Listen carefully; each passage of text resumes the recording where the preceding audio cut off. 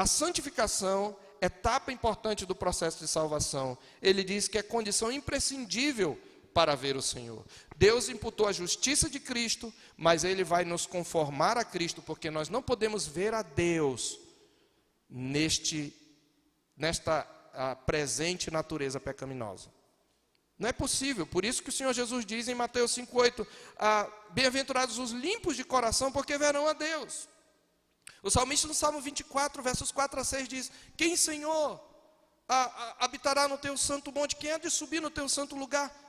O que é limpo de mãos e puro de coração, que não entrega a sua alma à falsidade, nem jura dolosamente. Mas ele diz: tal é a geração dos que o buscam. Então a santificação é condição indispensável para vermos a Deus. Aquele que deseja ver a Deus vai demonstrar isso levando uma vida de santificação. Por isso o autor aqui diz: segui ou persegui a santificação, a paz e a santificação, sem a qual ninguém verá o Senhor. Meus amados irmãos, como é que nós buscamos esta santificação? A palavra que resume a forma como buscamos é a palavra disciplina. É aqui que entra a disciplina como instrumento. Porque as ações que ele vai nos ordenar no texto, que são os meios de buscarmos a santificação, elas são nada mais, nada menos do que o exercício da disciplina na igreja.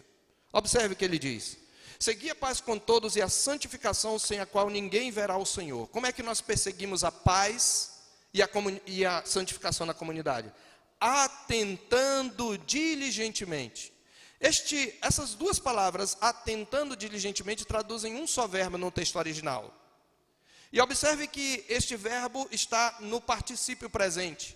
Então, atentando diligentemente é uma espécie de, a gente chama de locução adverbial de modo. Ou seja, o autor está dizendo como é que nós buscamos a santificação. E essa palavra atentando diligentemente, ela vai reger todo o parágrafo. Ele vai falar de 3 coisas para as quais nós devemos atentar diligentemente.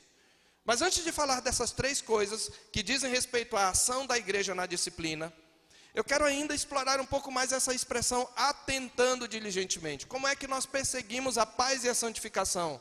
A igreja precisa ter atenção cuidadosa. A igreja precisa praticar a vigilância. E aqui ele está falando de vigiarmos uns aos outros. Ele já havia falado em outras passagens, em outros capítulos, a necessidade de nos exortarmos uns aos outros. Lá no capítulo 3, você lembra? No capítulo 3 de Hebreus, nós vimos isto no verso 12 e no verso 13. Ele disse: tende cuidado, irmãos. Jamais aconteça haver em qualquer de vós perverso coração de incredulidade, que vos afaste do Deus vivo. E como é que nós evitamos um perverso coração de incredulidade?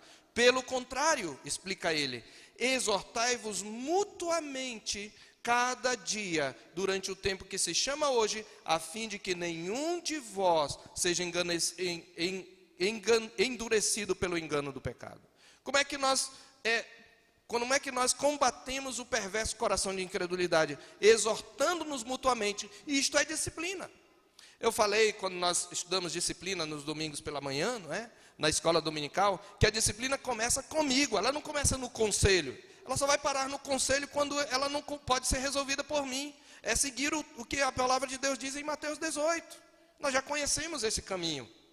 Mas a palavra de Deus está dizendo: olha, vocês têm que se exortar mutuamente para não deixar que nenhum de vocês seja endurecido pelo engano do pecado. No capítulo 4, o autor já tinha novamente falado isto. No capítulo 4, verso 1. Temamos, portanto, que sendo nos deixada a promessa de entrar no descanso de Deus, suceda parecer que algum de vós tenha falhado. Quando ele diz que nós devemos temer, ele não está dizendo: temamos, portanto, que cada um de nós individualmente tenha falhado na promessa de entrar no descanso de Deus. Ele diz que nós devemos temer que qualquer um de nós falhe. Ou seja, nós devemos cuidar para que nenhum de nós falhe nessa caminhada para o descanso de Deus. E ainda se não é suficiente, nós temos o capítulo 10, quando ele havia falado no verso 25 da necessidade de nos congregarmos. Ele havia dito: não deixemos de congregar-nos, como é costume de alguns, antes façamos admoestações, e tanto mais quanto vedes que o dia se aproxima.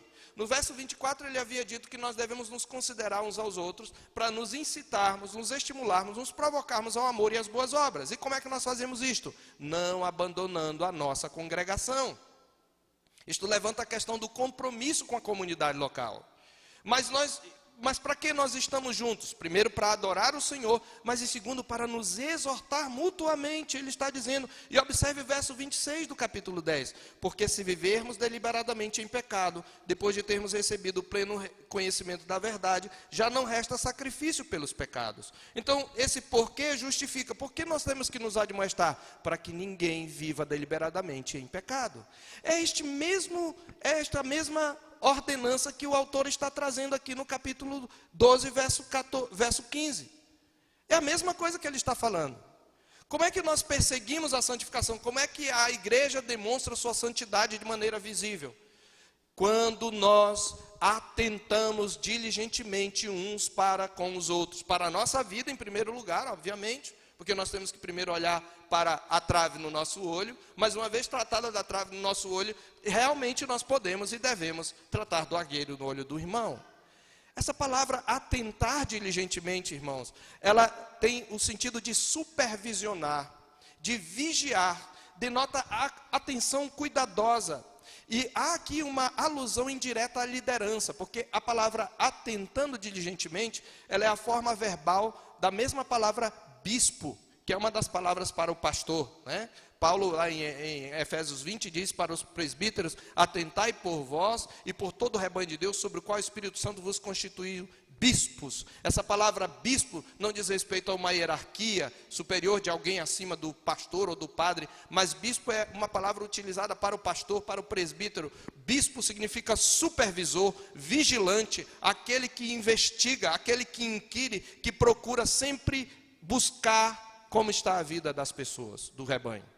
Mas é também, obviamente, não exclui um apelo para uma vigilância individual. Então, se você quer levar uma vida de santidade, consagrada a Deus, uma vida pura, você precisa, em primeiro lugar, vigiar a sua própria conduta, mas você também precisa estar atento à conduta do seu irmão, cuidando para que ele tenha uma vida santa. Sem vigilância, não há santificação. É isso que o autor está dizendo. Nós precisamos buscar a santificação na comunidade. Como? Supervisionando, vigiando a nós mesmos e uns aos outros, para que ninguém seja endurecido pelo engano do pecado. Isto resume-se na palavra disciplina.